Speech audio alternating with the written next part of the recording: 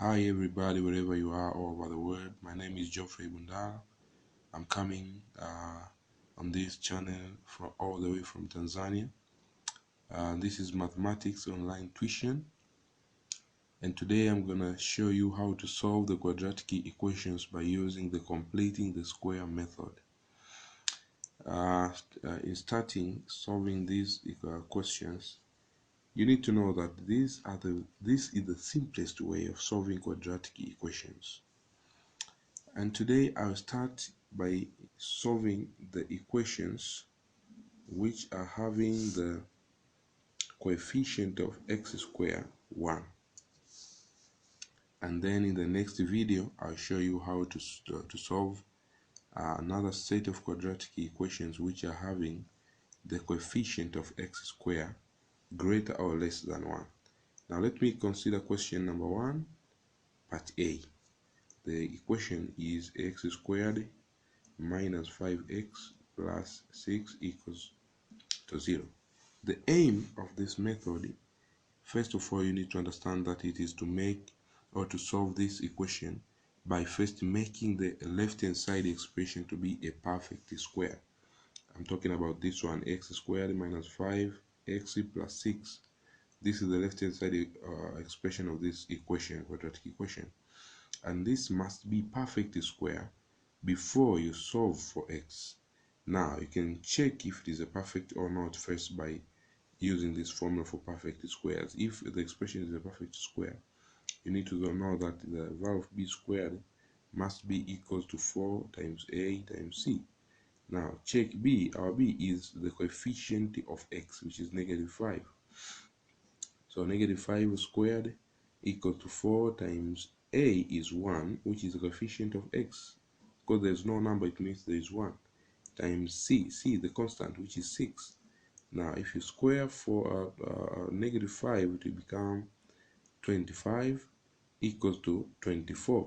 You can see that 24 and 25 are not the same, which means this expression is not a perfect square. And if it is not a perfect square, the problem is usually or always this constant 6. This is what brings problems and causes this expression not to be a perfect square. So we need to move it to another side and find another constant which will cause or which will make the left hand side expression to be a perfect square. Now let us move this one on the other side. Of course, in our normal calculation or mathematics, we say that we move on the other side, and if it is positive, it will change the sign and it becomes negative. It goes beyond the equality sign. But in reality, we need to subtract the 6 both sides. But let me just shift the 6 on the other side. So the left hand side will become x squared minus 5x, and then equals 2. The 6 will go to the other side and will become negative, because there is 0 minus 6, it will just be 0. It will just be negative 6, I mean. Now I have to insert another constant here which will make the left hand side to be a perfect square expression. Now it is x squared minus 5x plus, let me add another constant a, which will cause this expression to be a perfect square. And this a which is added on the left hand side must also be added on the other side too, because if you do this, the meaning of the original question will remain the same. You don't change the meaning of the equation if you add anything both sides.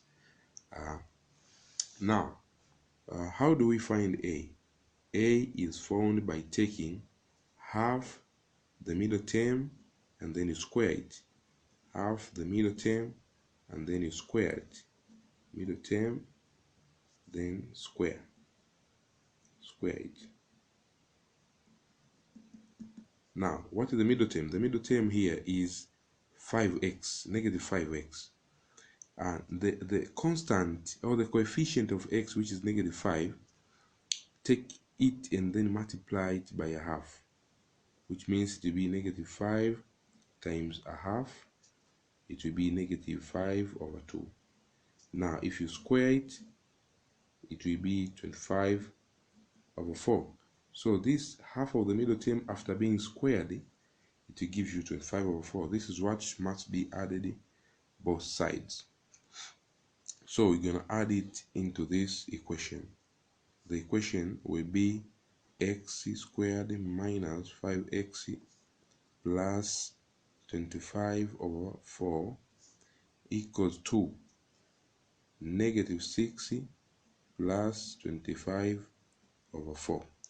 Now, the next step is to factorize this expression because it is now a perfect square expression, quadratic expression. So we need to factorize it. Factorization is done by using different ways. You can use the splitting the middle term method, or by inspection, or you can just, because we know that this is a perfect square expression, you can just write the factors for any perfect square expression whose coefficient of x squared 1. The factors for this expression is written as x, and then you add the value here of the of half the middle term without squaring. Before it was squared. So now check, let us go back. Half the middle term, it was negative 5 times a half, which was negative 5/2. Now before we squared it and go to 25/4, take this one before you square it and put it here. So it is x plus the value of half the middle term, it is negative 5/2. And then put the brackets and then put the square outside the brackets. These are the factors for this expression, because for any perfect square expression must have two factors which are the same, two same factors. Okay, now the right hand side will be equals to, now this one is put, you can put 6/1, and then because the denominators are different, you can make them the same by multiplying this one 4 to the numerator and denominator without changing the meaning of the number. So times 4 here, times 4 here. This one will be negative 24/4 plus 25/4. Why did I make this one to be the same as this one? Because you can just subtract or add the numerators if the denominators are the same. Now the left hand side expression will be x plus, now plus and minus, it will just give you minus. So it is x minus 5/2 bracket squared equals to, now the numerator negative 24 plus 25, it will give you 1, and it will be 1/4.